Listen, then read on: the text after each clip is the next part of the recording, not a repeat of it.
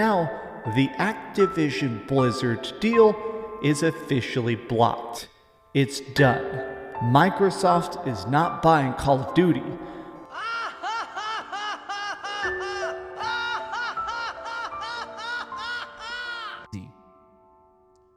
Saying 4 hours of coping?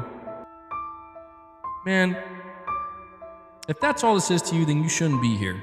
How about that? Good stuff, man. You're saying stop being such a drama queen? You know what? Fine, I will be, but What's up, gamers? Dreamcast Guy here, talking today about Xbox versus PlayStation, because today is a very dark time for Sony. They just got forced to sign a contract they absolutely did not want to sign. About Xbox needing to shine through this console. This isn't about a console generation, man. This is so far from about being this is not about a console generation. Microsoft and Phil were serious when they said we're not trying to out console Sony. Why would they? When they can do so much more than that. And then he ends it by saying this will ultimately bring immense competition to both companies. No, it will not. He's losing his mind. And I'm reaping all the benefits. Holy shit. Guys. Is it over? Is it finally over? I think it's finally over. Kids, we're free. We're finally free. As you guys can tell by the title of today's video, the FTC has now officially lost their case against Microsoft and their acquisition of Activision-Blizzard. And all I gotta say is, thank God. Hopefully, once the deal closes, fanboys can stop pretending to know anything about law and go back to what they're good at, sucking off corporations. Now, the deal isn't fully done yet, as the CMA has now entered negotiations with Microsoft, but they'll more than likely find an agreement and the deal will go through. And the salt. Dear God, the salt! We got fanboys so upset over this news. Some, like Salty as Gaming, just straight up deleted their Twitter account. And all I can say to that is, sayonara, ya disingenuous has-been. Bye, have a beautiful time. So, yeah, I know what you're all here for, so enough preamble, let's just dive right in. Welcome, everyone, to Tales from the Twit Pit. Microsoft wins! Not by producing great, industry-defining games from their own studios, but by buying the publishers who have already done so! Thank you for your irrelevant opinion. Gotta start off simple, and what better way than the guy who literally cried on stream over the deal. Listen, MGB, as of making this video, you are currently coping and seething live on your channel ever since this news broke. You really gotta log off the internet because getting this upset over a business deal is not normal. And let's be honest here, if it was the other way around and Sony were the ones buying Activision-Blizzard, you'd be praising them for making such a smart business decision. Although I do find it funny how many fanboys tend to forget that Activision-Blizzard approached Microsoft to be bought, not the other way around. That's what the kids call epic fail. Congrats to Microsoft for getting ABK! The repercussions gonna be interesting. Thank God it's over. PS5 going into PS2 2.0 phases. Nothing's gonna change apart from game quality dropping significant under Microsoft. Sony, get at Square Enix, Konami, and Capcom. Gloves coming off. Who the fuck asked you? Well, if it isn't Dr. Docs, don't you have medical patients' info to leak? But in all seriousness, the idea that the PS5 is entering a PS2 2.0 phase has to be one of the funniest things I've read on this site. And for the love of God, fanboys, do some basic research for once in your goddamn life. Capcom has stated years ago now that they want to make PC gaming their primary focus. So why the fuck would they want to be bought, especially when they're in a new golden age? As for Square Enix and Konami, good luck with that. Dr. Docs is huffing some massive copium here. Win for consumers. It's not, but at least this is over. I can't tell if he's serious, and that's very concerning. I'm sorry, how is Activision-Blizzard games available on Game Pass not a win for consumers? As I said in my last video, the deal doesn't personally affect me, as I generally don't play many Activision games. The only Activision game I currently play is Diablo 4, and I already own that. But for people who do like their games, COD especially, the prospect of being able to play that entire library for only, $16 a month at most, is definitely a win. Especially if it includes new titles day one. You can argue the monopoly angle all you want, but the data and the actual footprint the company has in gaming does not support that stance, I'm sorry to say. Fucking disaster! Microsoft ruins everything it touches! See, nobody cares. I don't know, man. If it wasn't for Microsoft, Starfield would have released last year instead of taking a year delay to polish the game, and more than likely would have been more of a disaster than it might be this year. And apart from Redfall, what exactly has Microsoft ruined?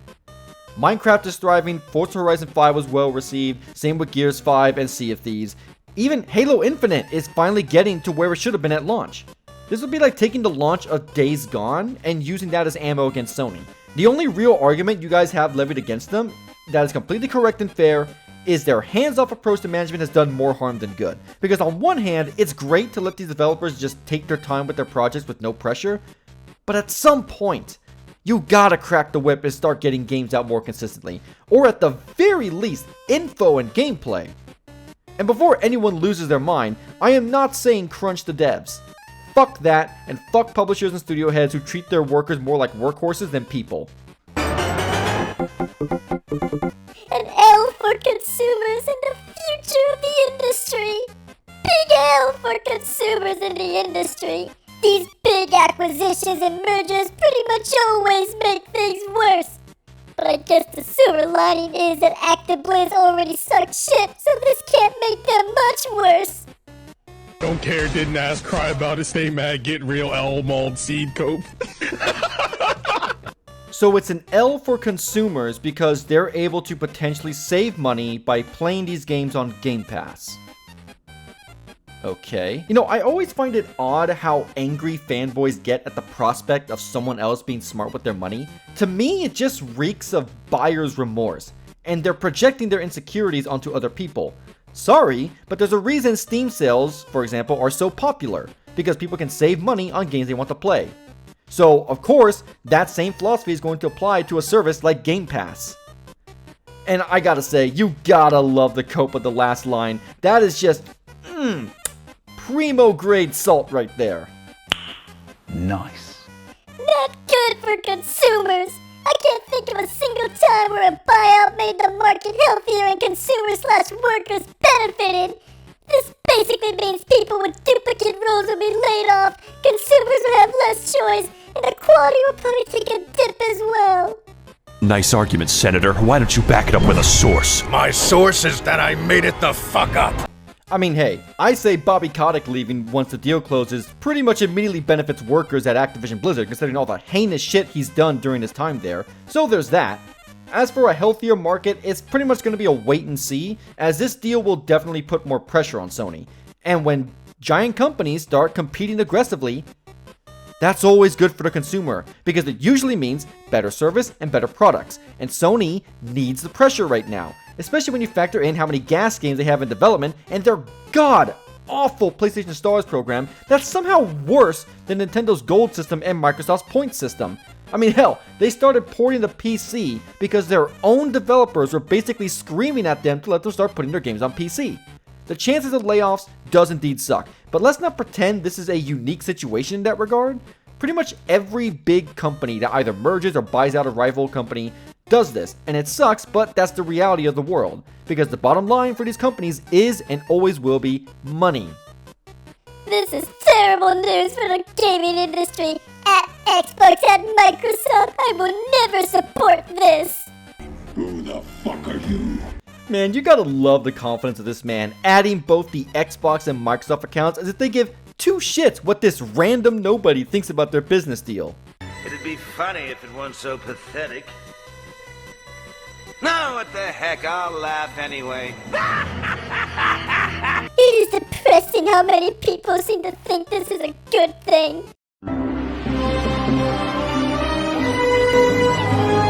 Because for consumers who like to save money, it is.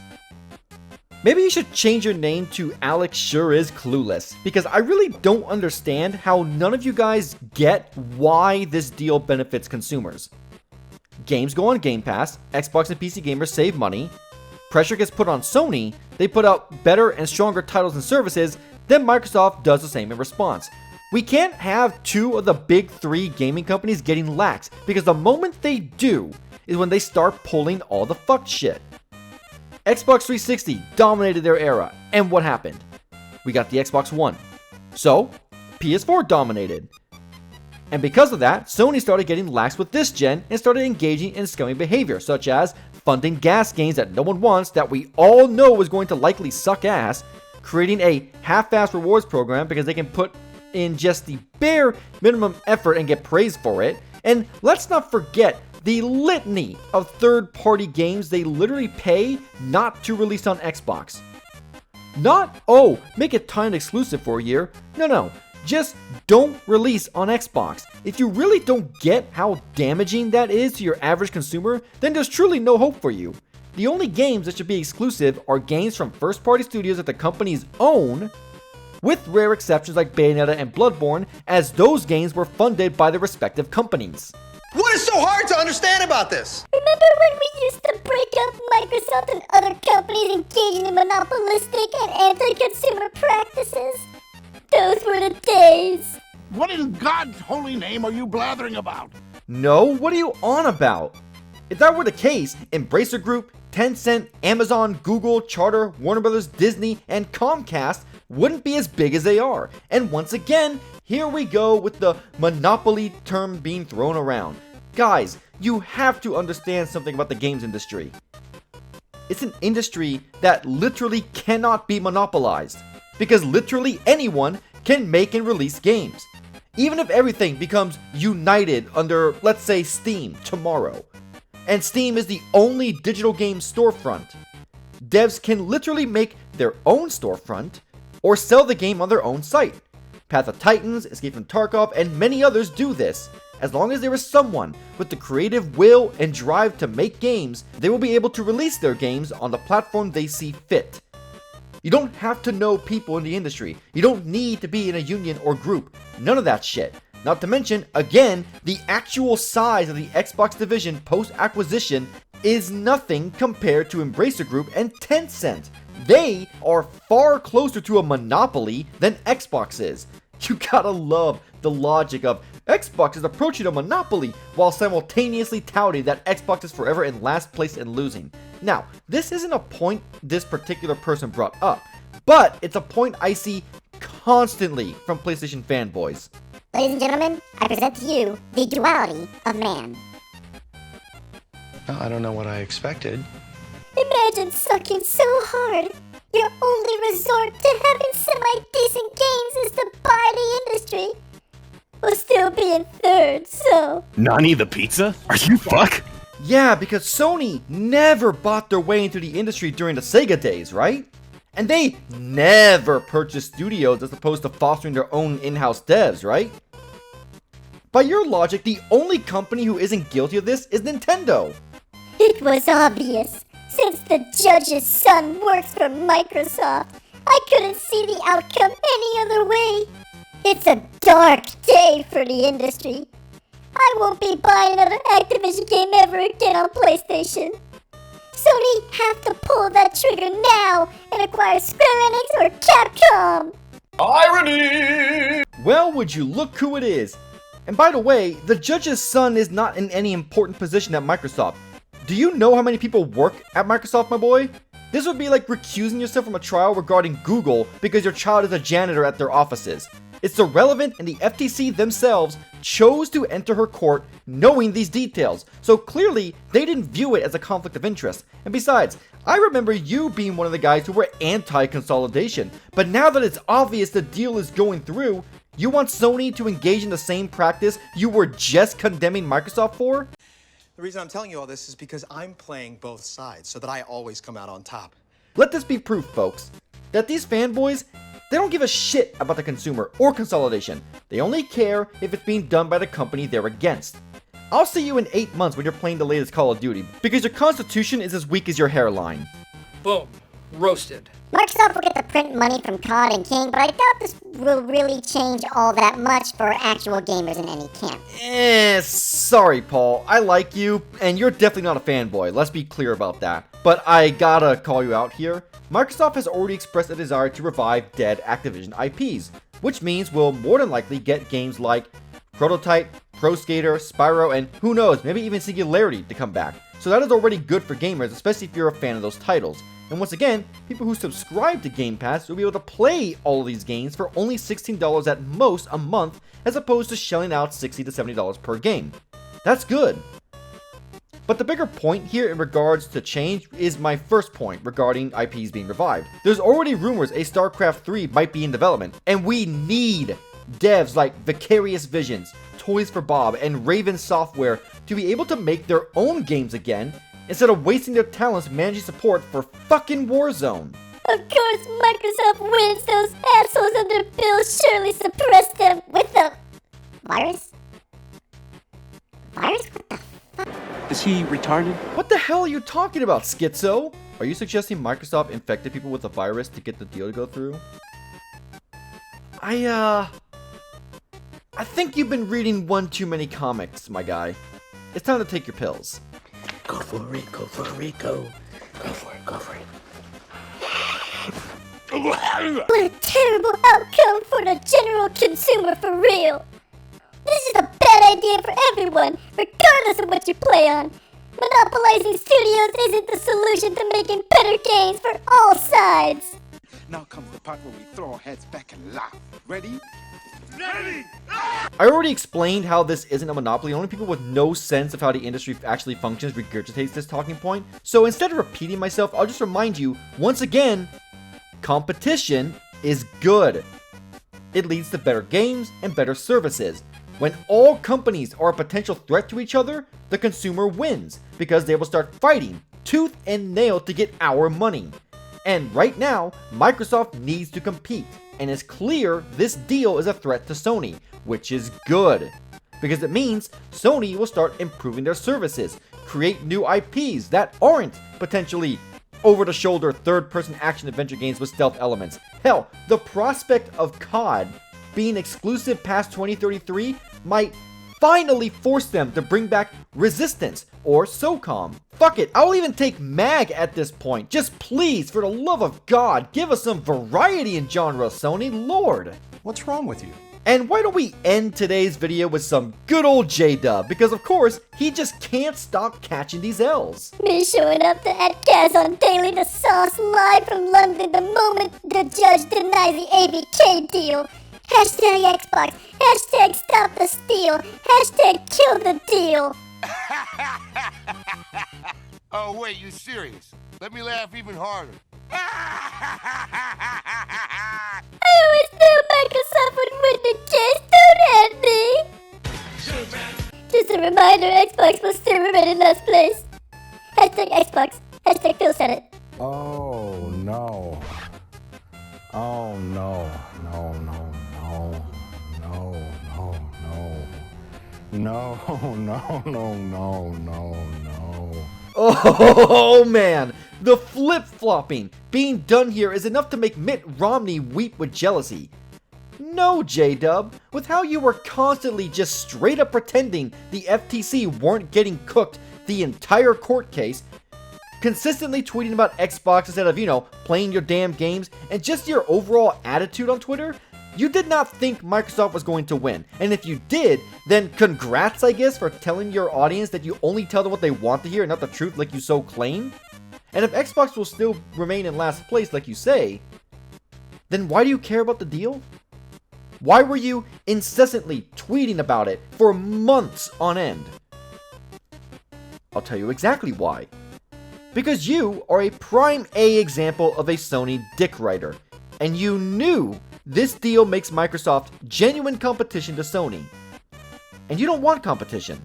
Ironically, it's you who wants a monopoly in the gaming space. The only difference is the company you want is the one you simp for. And I can't imagine a more pathetic existence than that. And you know what, folks? I think that's going to be it for today's episode. It's starting to get longer than I normally like, so I'll probably make a follow-up video with the rest of the salt later this week. But first and foremost, this Starship Troopers video needs to come out first. So thank you all for tuning in. If you enjoyed the video, like, comment, and subscribe if you feel so inclined. As always, to stay up to date on all things crab, you can follow me on Twitter via the link in the description below.